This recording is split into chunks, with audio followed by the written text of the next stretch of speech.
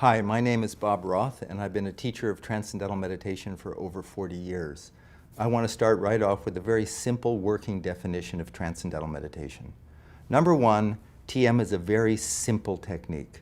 It's simple not because it's simplistic or a beginner's meditation, but because there's an elegant simplicity to the practice. Very profound, elegant simplicity to the practice.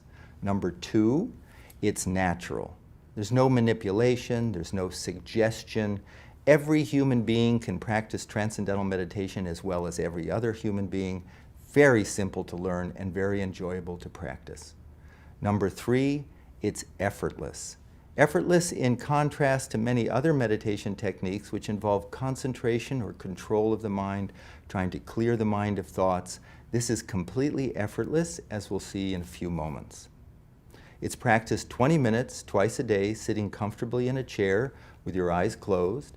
It can be done, on a train. It can be done on an airplane. It can be done in a car if someone else is driving. But it can be just done, it's just done sitting comfortably. It's a silent technique with your eyes closed. And this is what it's not. It's not a philosophy.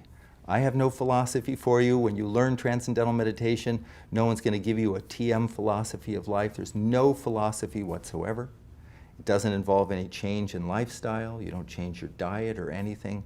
And the third thing is there's nothing to believe in. I want to emphasize that because sometimes people think, oh, when I learn to meditate, I have to believe in it for it to work. You can be 100% skeptical and the technique works just as well, the benefits are just as profound, as if you went into this thing thinking, oh, I believe in meditation, it's going to work. So there's no belief whatsoever. So to understand what Transcendental Meditation is, and to understand how it compares to other forms of meditation or self-development, I like to use the metaphor or the analogy of an ocean. You're on a small boat, you're in the middle of the ocean, out in the middle of the ocean, and all of a sudden you get these huge swells, these huge 40, 60-foot high waves, and you could think, oh my God, the whole ocean is in upheaval. Well, not really, because if you do a cross-section of the ocean, you see these little 40-foot high waves, and the ocean is like, in reality, a mile deep, and the ocean is active on the surface, but at the depth of the ocean, it is naturally silent. That's the nature of the ocean, active on the surface, silent at its depth. And the analogy is our mind. The surface of our mind is the active thinking mind. All the things that we're thinking about all during the day. It's like the waves on the surface of the ocean. And I like to call it the gotta mind. I gotta do this, and I gotta do that, and I gotta call him, and I gotta call her, and I gotta make a list, and I gotta find the list, and I gotta make a new list, and I gotta get going, and I gotta slow down, and I gotta get to sleep, and I gotta wake up. I'm sure everybody's had a gotta mind at some point. And there's a natural inclination, a natural desire to have some inner calm, some inner clarity, some inner focus, some inner inspiration, some inner peace, some inner happiness. Natural.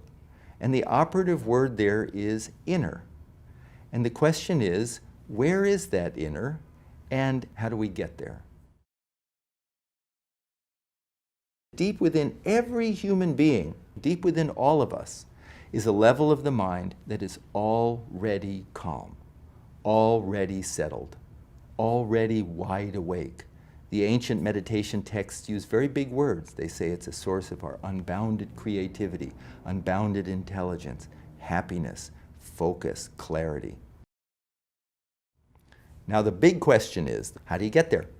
How do you go from the active thinking gotta level of the mind to these quieter and quieter and quieter levels to that source of thought? And how do you get there effortlessly? It's there right now. We don't have to muscle it. We don't have to believe in it. We don't have to clear our mind of thoughts. That's trying to stop the waves on the surface. We're accessing a level of our mind that's already calm. The natural tendency of the human mind to be drawn towards some field, something more satisfying.